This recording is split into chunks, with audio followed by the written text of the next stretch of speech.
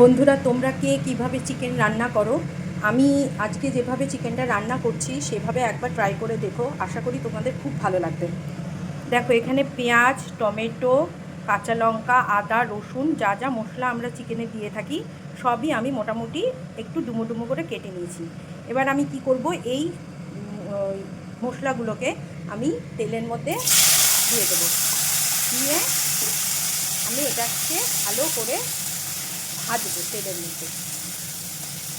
Tomato, পেঁয়াজ, আদা, রসুন, কাঁচা লঙ্কা, যা যা আমরা চিকেনে মশলা দিই সেগুলোকে আগে তেলের মধ্যে ভালো করে একটু ভাজা ভাজা করে নেব।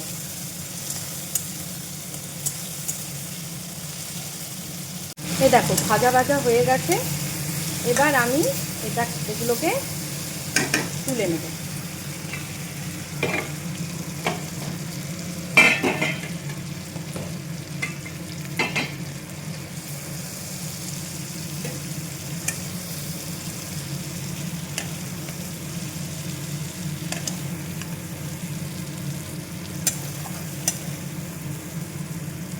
এগুলোকে ভেজে আমি তুলে নিয়েছি। এবার কি করব, আমি এগুলোকে মিক্সিতে পেস্ট করব।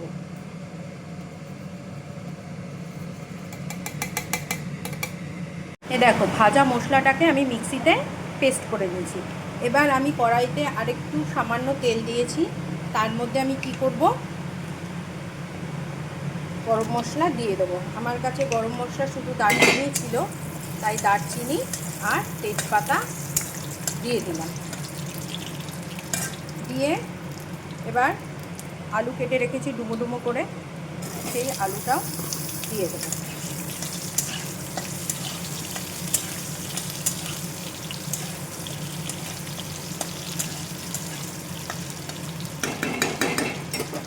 এর সাথে আমি মাংসটাকে ধুয়ে রেখেছি, তো মাংসটাকেও আমি একটুখানি ভাজা ভাজা করে নেব।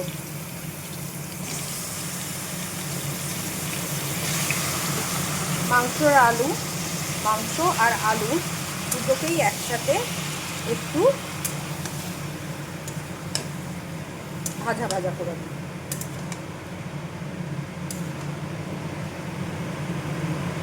এর মধ্যে হলুদ,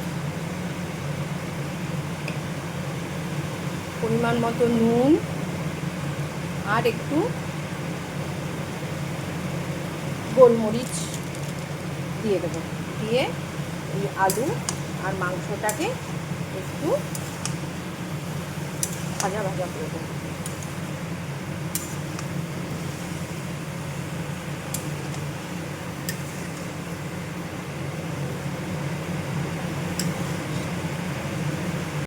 দেখো, আলু আর চিকেনটাকে একটু ভাজা ভাজা করে নিয়েছি।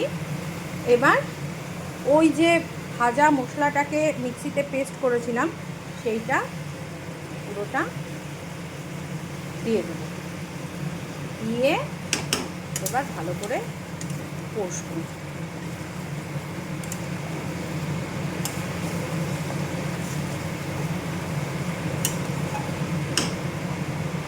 দেখো, এর মধ্যে আরেকটু হলুদ গুঁড়ো আর একটু নুন দিয়েছি। আর আমি যেহেতু রান্নায় শুকনো লঙ্কার গুঁড়ো দিই না, তো তোমরা যদি পছন্দ করো তাহলে তোমরা এখনই শুকনো লঙ্কার গুঁড়ো দিয়ে দিতে পারো।